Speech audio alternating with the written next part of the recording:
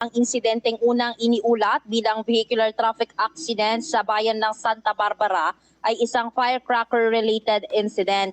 Ayon kay Police Lieutenant Colonel Michael Datuin, hepe ng Santa Barbara PNP, mag-ama na residente ng San Carlos City ang sangkot sa insidente. Bumili umano ang mga ito ng paputok, partikular ng 100 piraso ng kwitis sa Santa Barbara bago umuwi sakay ng motorsiklo. Batay sa paunang investigasyon, bitbit ng batang angkas ang mga nabili nilang kwitis habang umaandar ang motorsiklo. Hindi umano namalayan ng mag-ama na ang dala nilang paputok ay sumasayad na sa sementadong kalsada, dahilan upang magdiyab at tuluyang sumabog ang mga ito.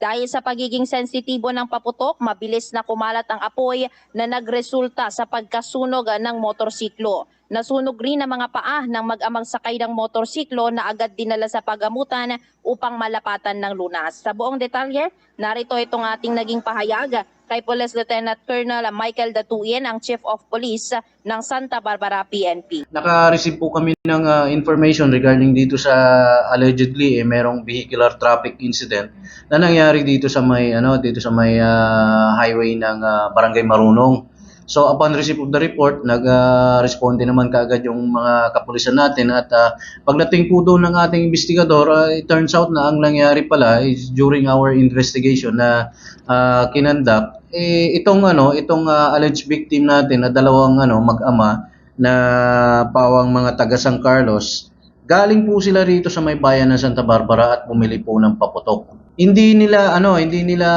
akalain na yung kanilang paputok na pinili is gumagasgas na pala doon sa may highway. Siyempre on move sila. Siguro ang assessment namin dito while in transit, hindi alam nung kasi ang may hawak daw allegedly is yung bata. No? Oo, siyempre considering na bata yan, hindi niya siguro nakikita hanggang sa siguro nagkaroon ng friction nung naigasgas na yung gumasgas na yung kwitis na dala-dala doon sa may national highway. So siguro ito yung naging sanhi kaya nag-ignite at pumutok yung kanilang kwitis na binili, although hindi naman lahat nung binili nila is pumutok, pero nagkaroon ng putok at siguro yun ang naging sanhi kung bakit nasunog yung kanilang motor. At yung as a result, nagkaroon ng burns itong mag-ama. Bali nasunog yung kanilang mga paa at dinala naman sila sa pinakamalapit na ospital at base sa aming investigation, hanggang ngayon is nandun pa sila at naka-admit kasi medyo malala yung pagkasunog dahil doon sa nasunog na motor nila. Yeah, so far wala namang ibang nadamay doon sa pagkasunog ng kanilang motor, kundi yun lang yung driver na ama at the same time yung kanyang anak na naka-back ride. Ito pa lang yung